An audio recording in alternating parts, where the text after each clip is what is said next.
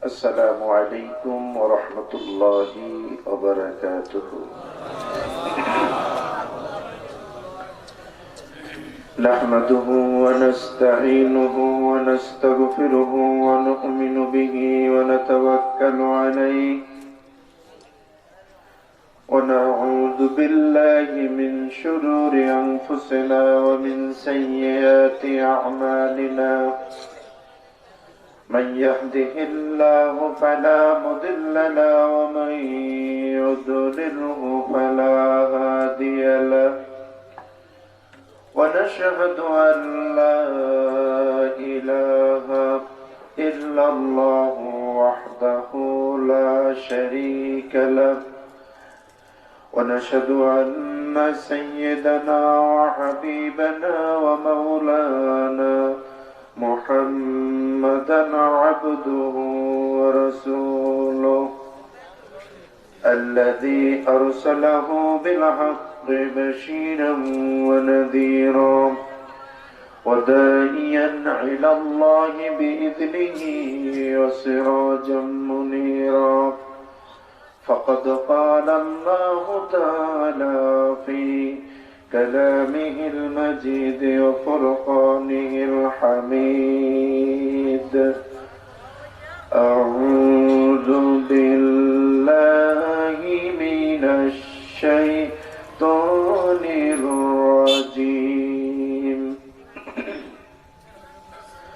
بسم الله الرحمن الرحيم. ولنبلونكم بشيء من الخوف والجوع ونقص من الأموال والأنفس والثمرات وبشر الصابرين الذين إذا أصابتهم مصيبة قالوا إنا لله وإنا إليه راجعون. وقال تعالى: إن الله وملائكته يصلون على النبي يا أيها الذين آمنوا صلوا عليه وسلموا تسليما. اللهم صل على مولانا محمد وعلى آل مولانا। محبতের সাথে সবাই পড়ুন: আল্লাহুম্মা সাল্লি আলা مولانا محمد وعلى آل سيدنا رسول আমার ভালোবাসা, রসুল আমার আশা, রসুল আমার প্রেম বিরহের মূল আলোচনা, রসুল আমার কাজে কর্মের অনুপ্রেরণা। আল্লাহুম্মা সাল্লি আলা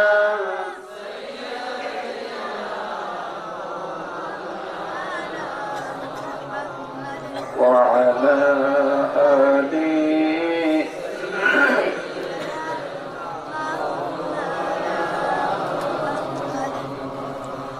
بلغ العلا بكماله كشف الدجى بجماله حسنت جميع خصاله صلى غنائے بولتا بلبل کا ترنم بھی نہ ہو زمن دہر میں کلیوں کا تبسم بھی نہ ہو بلغ العلا بکمالہ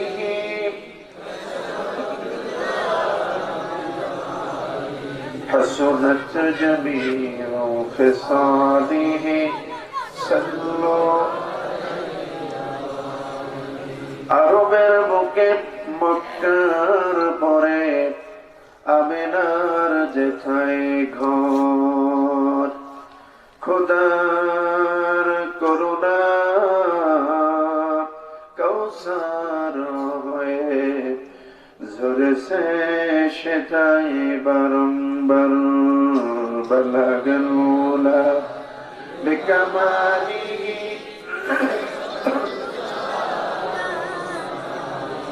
حسنت جميع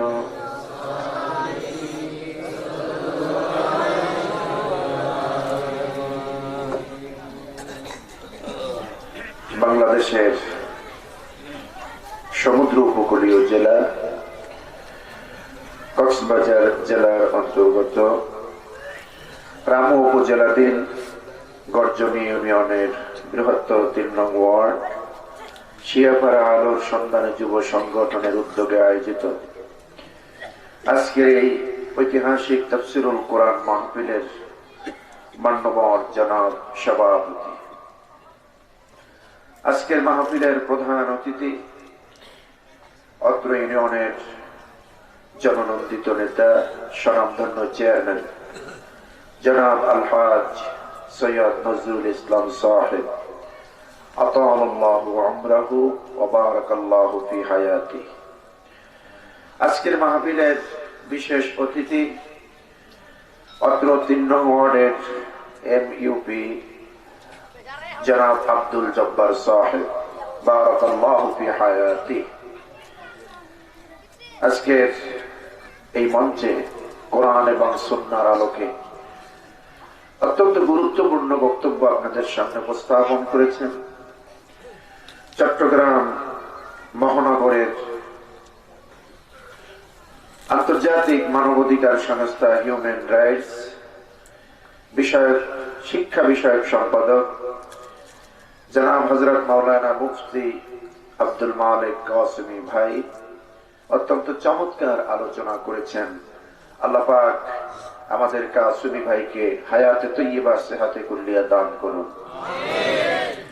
মাহফিলে বক্তব্য রেখেছেন কোরআন সুন্নাহর আলোকে বাইশারী কেন্দ্রীয় জামে মসজিদের সম্মানিত খতিব মাওলানা মোহাম্মদ উজাইর সাহেব, মাওলানা এম ওবায়দুল্লাহ বিন তৈয়ব সাহেব সহ দিগার হাজারাত উলামায়ে কেরাম, ফুদালায়ে আযম, দূরে এবং কাছে বিভিন্ন জায়গা থেকে আগত আল্লাহ পাকের আখিরি কালামের বয়ান শোনার জন্য আমার দিনদার ইমানদার মুত্তাকি মুসলমান ভাইরা, সমবয়সী যুবক বন্ধুরা, পর্দার আড়ালে বসে আছেন আমার মা এবং বোনেরা, আমি আমার অন্তর খুলে আন্তরিক সালাম ইসলামী সম্ভাষণ পেশ করছি। আসসালামু আলাইকুম ওয়া রাহমাতুল্লাহ। আমরা লাখো কোটি শুকর এবং সুজুদ পেশ করছি সে মহান মুনিব আল্লাহ সুবহানাহু ওয়া তাআলার দরবারে, যে আল্লাহ পাক চলমান বিশ্বে জাতির ক্লান্তি লগ্নে আল্লাহর কালাম কালামে রব্বানি কিতাবে আযীম কুরআনুল কারীম উন্মুক্ত ময়দানে আমাদেরকে শোনার তৌফিক দিয়েছেন। এমন একটি মুহূর্তে, এমন একটি মোমেন্টে, যেই মুহূর্তে সারা পৃথিবী শক্তিধর দেশগুলি করোনার তাণ্ডবে থরথর করে কাঁপছে, গোটা পৃথিবীর সুপার পাওয়ার বলা কান্ট্রিগুলি করোনার আগ্রাসনে তাদের জীবনযাত্রা লন্ডভন্ড হয়ে যাচ্ছে। ঠিক এমন একটি মুহূর্তে বাংলাদেশের মতো ছোট্ট একটি ভূখণ্ডে আল্লাহর কালাম কোরআনের তাফসীর আমরা শোনার সুযোগ পেয়েছি। এজন্য আমরা আমাদের মহান মুনিব, আকাশ এবং জমিনের স্রষ্টা, কাল কিয়ামত দিবসে নিরঙ্কুশ একচ্ছত্র ক্ষমতার অধিপতি, যার কাছে আপনাকে আমাকে সকলকেই উপস্থিত হতে হবে, এই দুনিয়ার জীবনের পূর্ণাঙ্গ হিসাব পেশ করতে হবে।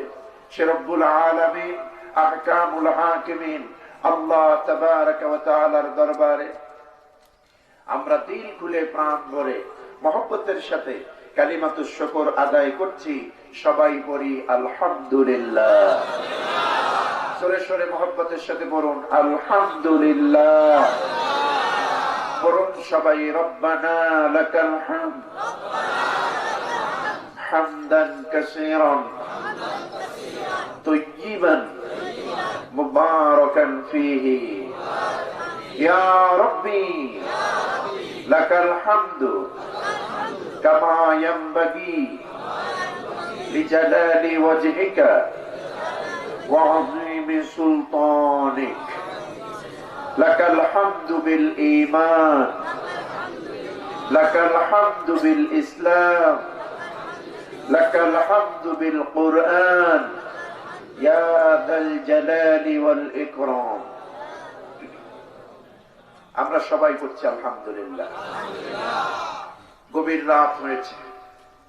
আমাদের আজকের এই তাফসীরুল কোরআন মাহফিলে আমরা এখনো সবরের সঙ্গে, ধৈর্যের সঙ্গে বসে আছি আল্লাহর কোরআন শোনার জন্য, ঠিক কিনা? আপনাদের জন্য তাবাররুকের ব্যবস্থা আছে নাকি? কোনো খাবারের আয়োজন নেই, টাকা পয়সাও দেওয়া হবে না, শুধুমাত্র আল্লাহ এবং তার রাসূলের মহব্বতে এই ময়দানে আমরা এখনো বসে আছি, ঠিক কিনা? আর এই মহব্বত, এই ভালোবাসা পৃথিবীর কোন দাড়িপাল্লা দিয়ে ওজন করা যাবে না, ঠিক না? আজকে দেখুন, বাংলাদেশের মুসলমানদের কলিজা ভরা ঈমান আছে। তারা আল্লাহকে ডাকে একনিষ্ঠতার সাথে।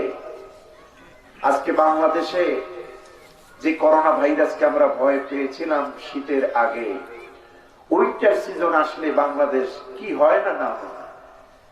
বাংলাদেশে সরকার প্রধান থেকে নিয়ে শুরু করে একেবারে রিকশাওয়ালা পর্যন্ত সকলের মধ্যে একটা আতঙ্ক ছিল কি ছিল না? ছিল না, যে না জানি কি হয়ে যায়। এদিকে বিশ্ব স্বাস্থ্য সংস্থা রিপোর্ট দিচ্ছে বাংলাদেশের দ্বিতীয় ধাপে করোনা যদি চালু থাকে, চলমান থাকে, তাহলে 20 থেকে 30 লক্ষ মানুষ মারা যাওয়ার সম্ভাবনা আছে। এই কথা বিশ্ব স্বাস্থ্য সংস্থা এই তথ্য দিয়েছে। তো বিশ্ব স্বাস্থ্য সংস্থার তথ্য তাদের ক্যালকুলেশনে রয়েছে, আর আল্লাহর হিসেব আল্লাহর কাছে, ঠিক কিনা? আল্লাহর হিসেব কার কাছে? আল্লাহর কাছে। কারণ তারা মস্তিষ্ক প্রসূত জ্ঞান দিয়ে যে কথা বলেন আর আল্লাহ পাক যে হুকুম করেন তার সাথে কোনো মিল নেই। আল্লাহ রহমতের চাদর বিছিয়ে দিয়েছেন বাংলাদেশের ছোট্ট এই ভূখণ্ডে, যার কারণে করোনা ঢুকতে পারে নাই, করোনা আসতে পারে নাই, করোনা সেইভাবে প্রভাব বিস্তার করতে পারে নাই, ঠিক কিনা? মাহফিল কমিটি অনুরোধ জানিয়েছেন পিছনের ভাইরা একটু সামনের দিকে আগাইলে ভালো হয়, যাতে করে পিছনের জায়গা একটু খালি থাকলে আমার ভাইয়েরা যেন এসে বসতে পারে। একটু মেহরবানি করে একটু সামনের দিকে, সামনের যে খালি জায়গা একটু একটু আছে মাঝখানে, একটু চেপে চেপে আপনারা বসুন। খুব লং টাইম আপনাদেরকে কষ্ট দেব না ইনশাআল্লাহ। আমার বন্ধুগণ, কথা বলছিলাম যে আল্লাহ পাক বিশাল এক রহমতের চাদর দিয়ে আমাদেরকে রক্ষা করেছেন, ঠিক কিনা? আমরা তো গরিব মুসলমান, আমরা তো গরিব। বাংলাদেশের অধিকাংশ রিক্সাওয়ালা, ঠেলাওয়ালা, দিন মজুর, এদেরকে দেখার কেউ নাই, কেউ নাই। আমাদের অট্টালিকা নাই, বাড়ি গাড়ি নাই, মিল, ইন্ডাস্ট্রি, কারখানা নাই। আমাদের একজন আছেন, তিনি কে? আল্লাহ পাক। সে আল্লাহ পাক রহমতের চাদর দিয়ে যদি আমাদেরকে না বাঁচান, পৃথিবীর কোন সরকার বাঁচাতে পারবে না। ঠিক কিনা? আমাদেরকে বাঁচিয়ে রেখেছেন কে? এই জন্য আমরা সমস্যারে আবার একবার আওয়াজ করে পড়ি আলহামদুলিল্লাহ, সরে বলি আলহামদুলিল্লাহ। সম্পর্কটা আল্লাহর সাথে আমাদের, ঠিক না? আমরা যদি আল্লাহর নিয়ামত পেয়ে, রহমত পেয়ে শুকরিয়া আদায় করি, আল্লাহ নিয়ামত বাড়াবেন না কমাবেন? আল্লাহ নিয়ামত ছিনিয়ে নিবেন না রেখে দিবেন? এ ওয়াদা কে করেছেন? আল্লাহ পাক করেছেন। আল্লাহ রাব্বুল আলামিন নিয়ামত কিভাবে বান্দার জন্য রাখেন সেই ব্যাপারে কোরআনে হাকিমের মধ্যে আল্লাহ সুস্পষ্ট বর্ণনা জাতিকে জানায় দিলেন, বান্দারা শোনো, যদি তোমরা আমার দেওয়া নিয়ামত পেয়ে শুকরিয়া আদায় করো, আমি নিয়ামত তোমাদের জন্য রেখে দেব, শুধু রেখেই দেব না, বাড়িয়ে দেব। লা ইন শাকারতুম লা আযীদান্নাকুম ওয়া লা ইন কাফারতুম ইন্না আযাবী লাশাদীদ। আল্লাহ রাব্বুল আলামিন বলেন, লা ইন শাকারতুম লা আযীদান্নাকুম, যদি তোমরা আমার দেওয়া নিয়ামতের শুকরিয়া আদায় করো, আমার দেওয়া অনুগ্রহ তোমরা পাইয়া যদি শুকর আদায় করো, আমি আল্লাহ রাব্বুল আলামিন ঘোষণা দিয়ে দিলাম, লা আযীদান্নাকুম, অবশ্যই আমি তোমাদের নিয়ামত বাড়ায়া দেব। এই লামটা লামে তাকিদ, লা আযীদান্নাকুম, ইনে শর্তের আগে লাম যুক্ত করা হয়েছে। লা ইন শাকারতুম, যদি তোমরা শুকরগুজারি বান্দা হও, নিয়ামত পেয়ে যদি শুকর আদায় করো।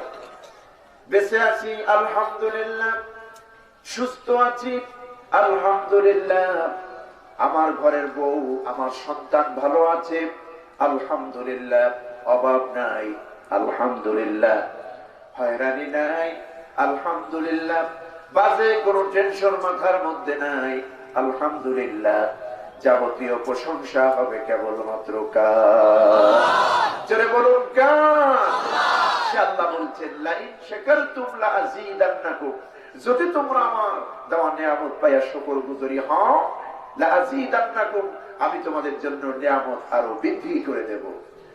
ওয়া লা ইন কাফারতুম, পক্ষান্তরে নিয়ামত পাওয়ার পর যদি এই নিয়ামতের শুকরিয়া আদায় না করো, না শুকরিয়া যদি হও, আমি আল্লাহ রাব্বুল আলামিন ঘোষণা করে দিলাম, ইন্না আযাবী লাশাদীদ, আমার আযাব, আমার জাহান্নামের আযাব অত্যন্ত ভয়ানক, আমি এই আযাব তোমাদের জন্য রেখে দিয়েছি। জোরে কন নাউযুবিল্লাহ।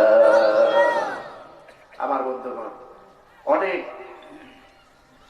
নাশুকরি বান্দা আছে, বেয়াদব আছে সমাজে, বাম হাত দিয়ে ডাব খায়, আছে না? বাম হাত দিয়ে চা খায়, পানি খায়, বিসমিল্লাহ বলে না, খাবার পরে আলহামদুলিল্লাহ বলে না। এরকম নাশুকরি বান্দা আছে না নাই? আছে। আপনারা বলুন তো, বাম হাতের সমস্ত কাজ কার? শয়তানের, ইবলিস শয়তানের। কোন মুমিন বাম হাত দিয়ে ভালো কাজ করতে পারে না। খাবার দাবার থেকে শুরু করে ভালো কাজগুলি বাম হাত দিয়ে করে না, বাম হাত দিয়ে করে শয়তান। আজকে এই বাম হাতের প্রচলন আছে, এটা একটা স্টাইল হয়ে গেছে। আর বামপন্থী তো জাহান্নামী, বামপন্থী তো শয়তানের দল। আসহাবুল ইয়ামিন, আসহাবুশ শিমাল, আল্লাহ কোরআনেই বর্ণনা দিয়েছেন বামপন্থী জাহান্নামী শয়তানের দল। আর ডানপন্থী যারা সব আল্লাহ, রাসূল এবং জান্নাতি দল। আমরা কোন দল? আমরা রাজনৈতিক কথা বলছি না, আমরা বলছি রাজনৈতিক কে কোন দল করে সেটা তো আমি জানি না, কিন্তু আমরা যেহেতু মুসলমান, আমাদের দল কোনটা? আমাদের পথ কোনটা? ডান পথ। ডান পথ। এই ডান পথের শেষ মঞ্জিল হচ্ছে জান্নাতুল ফেরদাউস, যেখানে আল্লাহ পাক আমাদেরকে মেহমান করে নেবেন। ভাইরা আমার, আজকে আমি তো বলি সারা বাংলাদেশের সব মাহফিলগুলি আল্লাহর দেওয়া একটা নেয়ামত। এই মাহফিলগুলি উন্মুক্ত আছে বলে, মসজিদগুলি সরকার খুলে রেখেছে বলে বাংলাদেশে করোনা ঢুকতে পারে না, ঠিক কিনা? যদি বন্ধ করেই রাখা হতো, মসজিদগুলি যদি তালাবদ্ধ থাকতো, 4 জন 5 জনে নামাজ পড়তো, মাহফিলের অনুমতি দেওয়া হতো না, আমি তো বিশ্বাস করি করোনা ঠেকানো যেত না, ঠিক কিনা? এদেশের মুসলমানদের আর্তনাদ আল্লাহ পাক শোনেন, আল্লাহ শোনেন না?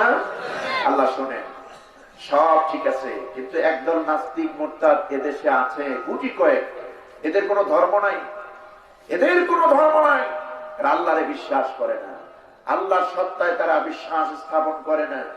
এই নাস্তিকগুলি বলে দেয়ার ইজ নো গড, পূর্ব বলতে কেউ নাই, সত্তা বলতে কেউ নাই, আনসিন ইজ নাথিং, যা দেখি না, চোখে যা দেখি না তা বিশ্বাস করি না। পরকাল আছে, হাসর হবে, কবর হবে, মিজান হবে, আল্লাহর দরবারে উঠতে হবে, আল্লাহ আছেন, এই পৃথিবী আল্লাহ চালাচ্ছেন, একজন সত্তা, তিনি গোটা কুল কায়নাতের মালিক, তিনি স্রষ্টা, তিনি এটা অস্বীকার করে এই গুটি কয়েক নাস্তিক বাংলাদেশে আছে না নাই? কি বলেন, আছে না নাই? এরা শুধুই ডিস্টার্ব করে না, এরা চায়, এদের লক্ষ্য হচ্ছে বাংলাদেশের জমিন থেকে ইসলাম নামের বৃক্ষটি সমূলে উপড়ে ফেলা, ইসলাম নামক গাছটি উপড়ে ফেলা। এটা কি বাস্তবায়ন হবে? আপনারা হতে দিবেন? এটা হতে দিবেন? কারণ এদেশ স্বাধীন সার্বভৌম বাংলাদেশ, এদেশের শতকরা 95% আমরা মুসলমান। এই দেশে কি থাকবে কি থাকবে না এটা আমরা জানি না, কিন্তু ইসলাম থাকবে, ঠিক কিনা? আপনারা এই মতের পক্ষে রাজি তো? দেখি তো গভীর রাতে কারা কারা রাজি।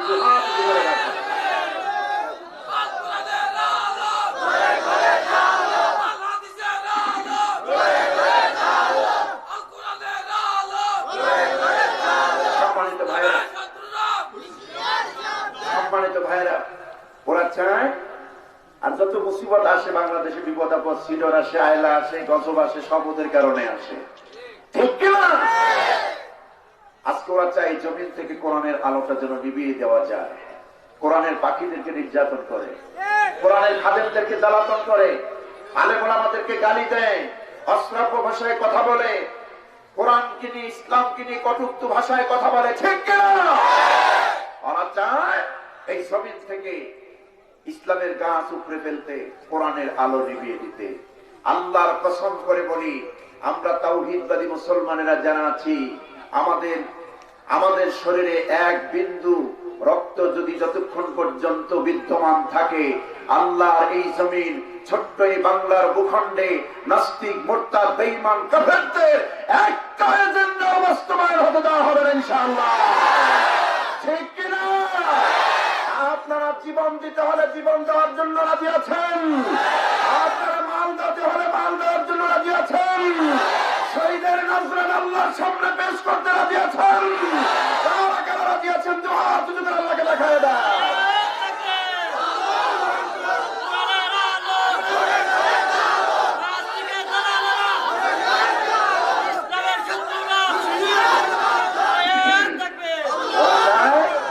ওরা চায় আজকে ওরা বলে আমরা নাকি মাহফিলে নারী বিদ্বেষী কথা বলি, নারী বিদ্বেষী কথা বলি। এ কথা পাগল বিশ্বাস করবে না। আমরা এখানে বলি ওয়াকারনা ফি বুয়ুতিকুন্না, নারীরা তোমরা ঘরের মধ্যে থাকো, ঠিক কিনা? স্বামীর খেদমত করো, স্বামীর আনুগত্য করো। বোনেরা, নারী তোমার সতীত্বের হেফাজত, আব্রুর ইজ্জত সম্ভ্রম তোমরা রক্ষা করো, এই কথা আমরা বলি না? নারীর ইজ্জত যেন বাড়ে, নারী যেন পর্দায় থাকে, ঘরটাকে যেন ইসলামের রং দিয়ে সাজায়, এ কথাই তো বলি। ওরা বলে আমরা নাকি নারী বিদ্বেষী কথা এই মঞ্চে বলি, কথা বুঝতেছেন?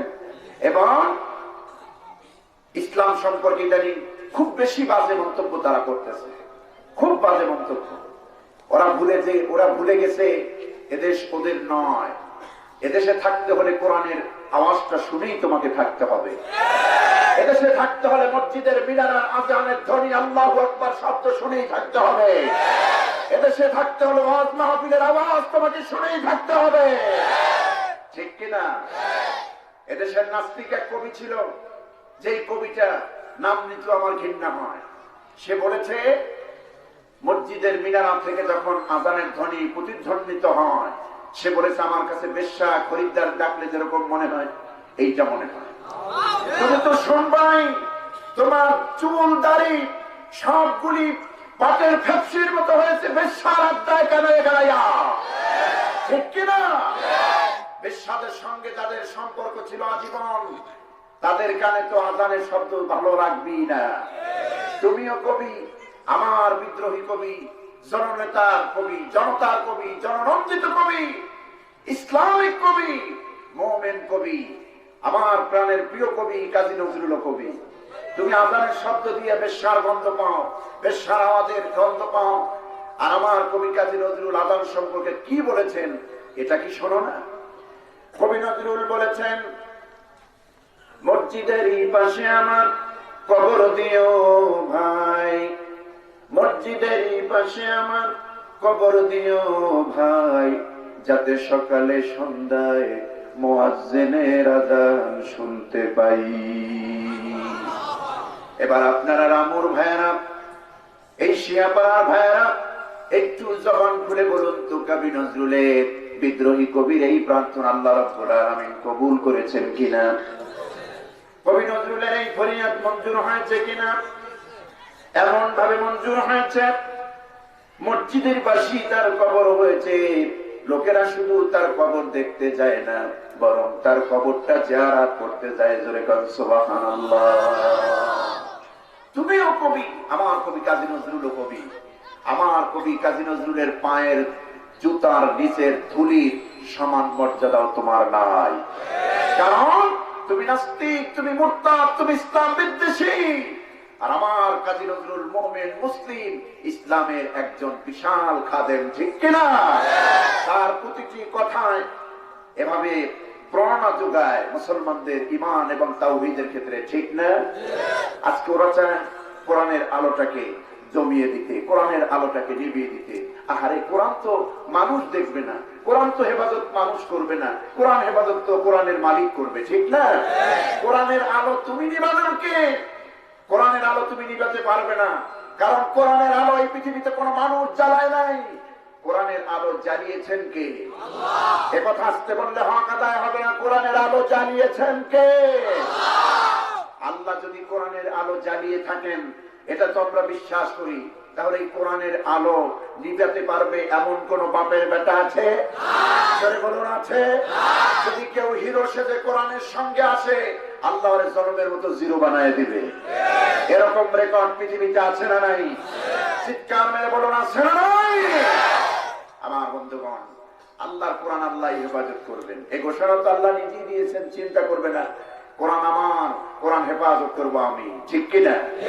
আল্লাহ রাব্বুল আলামিন বলেন, ইন্না নাহনু নাযালনা যিকরা ওয়া ইন্না লাহু লাহাফিজুন। আমি আল্লাহ রাব্বুল আলামিন, অবশ্যই আমি আল্লাহ রাব্বুল আলামিন এই কোরআন আমি আল্লাহ পাক নাজিল করেছি বান্দা। এই কোরআন হেফাজতের দায়িত্ব পৃথিবীর কোন মানুষের হাতে তুলে দেই নাই। ডোনাল্ড ট্রাম্পের কাছে, জো বাইডেনের কাছে, কোফি আনানের কাছে, জাতিসংঘের মহাসচিবের কাছে এই কোরআনটা হেফাজতের দায়িত্ব দেই নাই। আল্লাহ পাক বলছেন, আমি নিজে নাজিল করেছি, ওয়া ইন্না লাহু লাহাফিজুন। আমি নাজিল করেছি কোরআন, কিয়ামত পর্যন্ত হেফাজতের দায়িত্ব আমি আল্লাহ নিজ হাতে রেখে দিয়েছি। এবার এই শিয়াপাড়ার তাওহীদি মুসলমানদের কণ্ঠে আমি শুনতে চাই যে আল্লাহ রাব্বুল আলামিন কোরআন হেফাজতের দায়িত্ব নিলেন, কোরআন হেফাজতের ওয়াদা দিয়েছেন কিয়ামত পর্যন্ত। ওই আল্লাহ রাব্বুল আলামিন এই জমিনে কোরআন ওয়ালাদেরকে হেফাজত করবেন কিনা? আমাদেরকে হেফাজত করবেন না?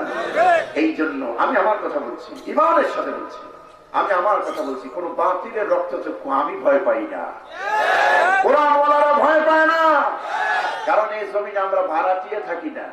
এই জমিন আমাদের, ঠিক কিনা? এই দেশ আমাদের, এই জমিন আল্লাহর। আল্লাহর জমিনে কোরআনের কথা বলতেই হবে, কোরআনের কথা বলতেই হবে। তোমার যদি ভালো না লাগে, বর্ডার পাস করে ও দেশে চলে যাও। এদেশে কোরআন ছিল, আছে, ইলা ইয়াউমিল কিয়ামা, কিয়ামত পর্যন্ত থাকবে, ঠিক কিনা বলো? তবে আমাদের উপর ইমানি পরীক্ষা আসবে। কি আসবে? ইমানি পরীক্ষা। পরীক্ষা না দিলে কেউ পাস করে? এখন তো বাংলাদেশে কিছু সিস্টেম হয়েছে, অটো পাস, সেটা তো এই করোনার কারণে, এমনি তো অটো পাস ছিল না। কিন্তু পরীক্ষা না দিয়ে কেউ যেমন পাস করে না, সফলতা অর্জন করতে পারে না, সফলতার চাবিকাঠি হাতে পায় না, ঠিক আল্লাহ পাকের ইমানদার হওয়ার ক্ষেত্রে, পূর্ণ ইমানদার হওয়ার ক্ষেত্রে পরীক্ষা না দিয়ে কেউ ইমানদার হতে পারে না। আমরা তো দূরের কথা, পৃথিবীর সব নবী রাসূলরাই পরীক্ষা দিয়েছেন কিনা? ইমানি পরীক্ষা দিয়েছেন না? দিয়েছেন। আমি সূরাতুল বাকারার 155 এবং 56 নম্বর আয়াত, দুটি আয়াত আপনাদের সামনে তেলাওয়াত করেছি। আল্লাহ চাহেন তো এই দুটি আয়াতের আলোকেই আমরা কথা বলবো, পরে ইনশাআল্লাহ। আল্লাহ তার মুমিন বান্দাদেরকে লক্ষ্য করে বলছেন, মুমিনেরা, আমি তোমাদেরকে ধাপে ধাপে নানাবিধ কারণে, নানাবিধ কায়দায় আমি তোমাদেরকে পরীক্ষা করে দেখব। আল্লাহ রাব্বুল আলামিন বলেন, وَلَنَبْلُوَنَّكُمْ بِشَيْءٍ مِّنَ الْخَوْفِ وَالْجُوعِ وَنَقْصٍ مِّنَ الْأَمْوَالِ وَالْأَنفُسِ وَالثَّمَرَاتِ وَبَشِّرِ الصَّابِرِينَ الَّذِينَ إِذَا أَصَابَتْهُم مُّصِيبَةٌ قَالُوا إِنَّا لِلَّهِ وَإِنَّا إِلَيْهِ راجعون। আল্লাহ রাব্বুল আলামিন বলেন, ওয়ালানাবলুওয়ান্নাকুম, অবশ্যই অবশ্যই আমি আল্লাহ পাক তোমাদেরকে পরীক্ষা করব, দেখে নেব, জাস্টিফাই করব, যাচাই বাছাই করব। মিনাল খাউফি, ভয় দিয়া, অলজু, ক্ষুধা দিয়া, অনাকসিম মিনাল আমওয়াল, সম্পদের ঘাটতি দিয়া, অনাকসিম মিনাল আমওয়ালি ওয়াল আনফুসি ওয়াত তামারাত, তোমাদের নিজেদের জীবন নিয়া, ক্ষেতের ফসল নিয়া, এই নানাবিধ পরীক্ষা। পুলিশের ভয় আল্লাহ পাক দেখতে চান, এই ভয় দিই আমি আল্লাহকে তুমি স্মরণ করো কিনা, আমি আল্লাহকে তুমি মানো কিনা, এই ভয় দিয়ে আল্লাহ পাক দেখতে চান আমার ইমানদার বান্দা পরিপূর্ণভাবে আমার উপরে অটুট আছে কিনা। কারণ আল্লাহ পাক ভয়ের সময় সঞ্চার করেন, আশার সঞ্চার করেন আল্লাহ পাক। ভয়ের সময় মানুষের সাহায্য কে করেন বলেন? আল্লাহ পাক। আর ক্ষুধার সময়ও আল্লাহ পাক খাবার দেন। এ ওয়াদা তো আল্লাহ কোরআনে সূরাতুল কুরাইশের মধ্যে দিয়েছেন। আল্লাহ রাব্বুল আলামিন জানায় দিয়েছেন, ফালিয়াবুদু রাব্ব হাযাল বাইত আল্লাযী আত'আমাহুম মিন জু' ওয়া আমানাহুম মিন খাউফ। রব্বুল আলামিন বলেন, আমার মুমিন বান্দারা যদি ভয় থেকে বাঁচতে চায়, ক্ষুধা থেকে যদি বাঁচতে চায়, তারা যেন একটা কাজ করে, ফালিয়াবুদু রাব্ব হাযাল বাইত, এই ঘরের রবের ইবাদত যেন করে। জোরে কোন সুবহানাল্লাহ। এই ঘরের রবের ইবাদত মানে হলো কাবা ঘরের রবের ইবাদত। কাবা ঘরের রব কে? আল্লাহ। একটু জোরে বলুন না, কাবা ঘরের রব কে? আল্লাহ। তো আমরা তো সেই কাবারই ইবাদত করি, কাবার দিকে মুখ করেই তো ইবাদত করি, ঠিক না? আল্লাহ ওয়াদা দিয়েছেন, ভয় থাকবে না, ক্ষুধা থাকবে না, সব দূর করে দিবেন যদি এই ঘরের রবের মালিকের ইবাদত আমরা করি। আল্লাহ রাব্বুল আলামিন বলছেন, ওয়ানাকসিম মিনাল আমওয়ালি ওয়াল আনফুসি ওয়াত তামারাত, আমি আল্লাহ রাব্বুল আলামিন নিজেদের সম্পদগুলি কেড়ে নিয়ে পরীক্ষা করব মুমিন বান্দাদের। নিজেদের জান দিয়া, নিজেদের ক্ষেতের ফসল দিয়ে আমি আল্লাহ পাক পরীক্ষা করব, ধাপে ধাপে দেখবো আমার মুমিন বান্দারা আমার উপরে অটুট থাকে কিনা, সবর করে থাকে কিনা। অনেকে কিন্তু আল্লাহর উপরে নাকশ হয়, এবছর একটু ফসল খেতে কম হয়েছে, আল্লাহর উপরে নাকশ হয়, এরকম আছে না? উৎপাদিত ফসল কে দেন? আল্লাহ পাক। জমিন আপনি রোপণ করেন, খবরও নেন না কিভাবে উঠে, কিভাবে ফসল হয়, ধানের ছড়া কিভাবে বিস্তার করে, কোনদিন দেখেন না। এটা আল্লাহর পক্ষ থেকে ব্যবস্থা করা হয়। ধরে কোন সুবহানাল্লাহ। সুতরাং বেশি দেওয়া কম দেওয়া, ফসলের ঘাটতি, ফসল পরিপূর্ণতা, এটার মালিক কে করার? এটা কে করেন? একমাত্র আল্লাহ পাক করেন। এই জন্য আল্লাহ বলছেন, আমি জীবন দিয়া, সম্পদ দিয়া, ভয় দিয়া, ক্ষুধা দিই, এই নানাবিধ ভাবে আমি আমার মুমিন বান্দাদেরকে পরীক্ষা করব। আমার মুমিন বান্দাদের কি শুধু পরীক্ষা করেছি এমন না, আমার নবীদেরকেও আমি পরীক্ষা করেছি। হযরত ইব্রাহিম আলাইহিস সালাম দেখুন, যার জীবনটাই গেল পরীক্ষা দিতে দিতে। ইব্রাহিম পয়গম্বরের জীবন গেছে পরীক্ষা দিতে দিতে। 80 বছর বয়সের পর একটা সন্তান আল্লাহ রাব্বুল আলামিন তাকে দিলেন, যার সন্তান যিনি ইসমাইল। হযরত ইব্রাহিম নিজেও যেমন একজন নবী, সন্তান ইসমাইল তিনিও একজন নবী। বিবি হাজারার গর্ভে আল্লাহ পাক তারে দিলেন। আল্লাহর কাছে দোয়া করছিলেন, রব্বি হাবলি মিনাস সালিহিন, আয় আল্লাহ আমাকে নেককার সন্তান দাও। সন্তান পাওয়ার কিন্তু দোয়া আছে, চাওয়ার দোয়া আছে। এই চাওয়াটা কিন্তু খাজা বাবার কাছে যাই যাবেন না, কোন তালা বাবার কাছে যাই যাবেন না। আল্লাহ তালা বাবার কাছে গিয়ে বলবেন, তালা বাবা আমার একটা মেয়ে দাও, একটা ছেলে দাও। এটা হবে শিরক, এটা হবে কি শিরক। মুমিন চাইবে কার কাছে? আসতে বলবেন না, কার কাছে? আমরা মুমিন, আমরা চাইবো আল্লাহর কাছে। ওয়াদা কিন্তু নামাজের মধ্যে দিয়েছি, এ কথা আমরা আল্লাহর কাছে বলি যে আল্লাহ তোমার কাছেই আমরা চাই, তোমারই ইবাদত করি। আমরা বলি না নামাজে? আমরা বলি ইয়াকা না'বুদু ওয়া ইয়াকা নাস্তাঈন, আয় আল্লাহ আমার রব, আমরা তোমারই গোলামি করি এবং করব, তোমার কাছেই সাহায্য চাই এবং চাইব। গোলামিও তোমার করি, সাহায্য তোমার কাছে চাই। এই কথা বলে কোন প্রকৃত জ্ঞানবান মুমিন মসজিদ থেকে বের হয়ে কোন খাজা বাবার দরবারে যাইয়া সন্তান চাইতে পারে না, ঠিক কিনা? এই খাজা বাবার দরবারে সন্তান চাওয়ার মতো মুসল্লি মুমিন আমাদের দেশে আছে না নাই? আছে। আপনাদের এই চট্টগ্রামে দেখবেন মাজারে ভরা, শুধু সেজদা নিতেছে মাজার গুলিতে, আছে না নাই? সমানে সেজদা নেয়, শুধু মাজার আর মাজার। আমরা হক্কানি ওলিদের বিরোধিতা করি না, হক্কানি পীর মাজারের বিরোধিতা আমরা করি না, কিন্তু যেখানে ভণ্ডামি হয়, যেখানে শিরক হয়, যেখানে সেজদা দেওয়া হয়, এর বিরোধিতা আমাদের করতেই হবে, ঠিক কিনা? সুতরাং সন্তান চান, টাকা চান, পয়সা চান, নিজের যে কোনো অভাব আল্লাহর কাছে তুলে ধরবেন, এটা কোনো মাজারে যাওয়ার বিষয় না, ঠিক কিনা? হযরত ইব্রাহিম আলাইহিস সালাম সন্তান চেয়েছেন কার কাছে? আল্লাহর কাছে। আল্লাহ পাক ঈমানের পরীক্ষার ধার উন্মুক্ত করলেন। আল্লাহ পাক ইব্রাহিম আলাইহিস সালামকে নসিহত করলেন, নির্দেশ দিলেন, তোমার এই সন্তানকে, নবজাতক এই সন্তানকে তোমার স্ত্রী শুদ্ধ কাবার প্রান্তরে মরুদ্যানে ওখানে ফেলে দিয়ে আসো, নির্জালা নিরালায় ওখানে রেখে দিয়ে আসো। বিবি হাজারা তার সন্তানকে সব, ছোট্ট ইসমাইলকে সব আল্লাহ রাব্বুল আলামিনের নির্দেশ নিয়ে হযরত ইব্রাহিম আলাইহিস সালাম তাকে মরুদ্যানে রেখে দিয়ে আসলেন। ঠিক 8-10 বছর পেরিয়ে গেছে, ইব্রাহিম আলাইহিস সালাম খবর নেন নাই। বিবি হাজারা বলছে, স্বামী হে, কি দোষ আমাদের বলুন? এই মরুদ্যানের মধ্যে গাছ নাই, পালা নাই, পানি নাই, খাবার নাই, মানুষ নাই, জল নাই, ঘর নাই, বাড়ি নাই। এইখানে এই নিরালা এই মরুদ্যানের মধ্যে আমাকে আর আমার সন্তানকে কি অন্যায়ের কারণে রেখে যাচ্ছেন? হযরত ইব্রাহিমের জবান বন্ধ, এত বছর পর একটা সন্তান আল্লাহ দিয়েছেন। হযরত ইব্রাহিমের মুখ দিয়ে কোনো কথা বের হয় না। আকাশের দিকে শাহাদাতি আঙ্গুল তুলে দিয়া ইশারা করে জানায় দিলেন, হাজারা রে, এই সিদ্ধান্ত আমার না, এই সিদ্ধান্ত আকাশের মালিক আমার আল্লাহ। তোমাকে আর আমার সন্তানকে এখানে মরুদ্যানে ফেলে রেখা, এটা আমার আল্লাহর সিদ্ধান্ত। বিবি হাজারা বলছেন, প্রাণের স্বামী হে, আমি আপনার ইশারা বুঝেছি, আমার আল্লাহ এখানে আমাকে থাকতে বলেছেন। আমি আল্লাহর উপরে এতটাই অটুট, এতটাই বিশ্বাস রাখি, প্রাণের স্বামী আপনি এখান থেকে আমাদেরকে রেখে চলে যান, নির্দ্বিধায় চলে যান, টেনশন করবেন না।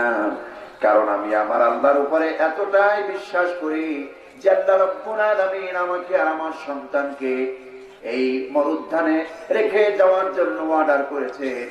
ওই আল্লাহ পাক আমাকে আর আমার সন্তানকে কোনো খাবারে পানিতে কষ্ট দিবেন না। হযরত ইব্রাহিম আলাইহিস সালাম চলে গেলেন দেখে। ঠিক 8-10 বছর পর ইব্রাহিম আলাইহিস সালাম ওইখানে গিয়ে ইসমাইলের কাছে গিয়ে একটা বিশাল প্রস্তাব দিলেন। কি প্রস্তাব? কোরআন বলছে, আল্লাহ পাক বলছেন, ইব্রাহিম তুমি তোমার প্রিয় বস্তুকে আমার জন্য জবাহ করে দাও, কুরবান করে দাও। দেখুন একজন ঈমানী, একজন নবীর জন্য ঈমানী পরীক্ষা কত কঠিন। ইব্রাহিম আলাইহিস সালাম যে সন্তান পেলেন ইসমাইল, কলিজার টুকরা সন্তান, আল্লাহর কাছে বারবার দাবি করার পর আল্লাহ তাকে নেককার সন্তান দিলেন ইসমাইল। তিনিও একজন নবী। সেই নবী ইসমাইলকে ফেলে দিয়ে আসছে মরুদ্যানে, 8-10 বছরের খবর নাই। এখন আল্লাহ পাক অর্ডার করছেন, আমার ইব্রাহিম তুমি আমার জন্য তোমার প্রিয় বস্তুকে কোরবান করো, জবাহ করো। ধারাবাহিক ভাবে কয়েকবার উট কোরবানি করলো, জবাহ করলো। তারপরে স্বপ্নের মাধ্যমে দেখাই দিল হয় নাই তোমার প্রিয় বস্তু।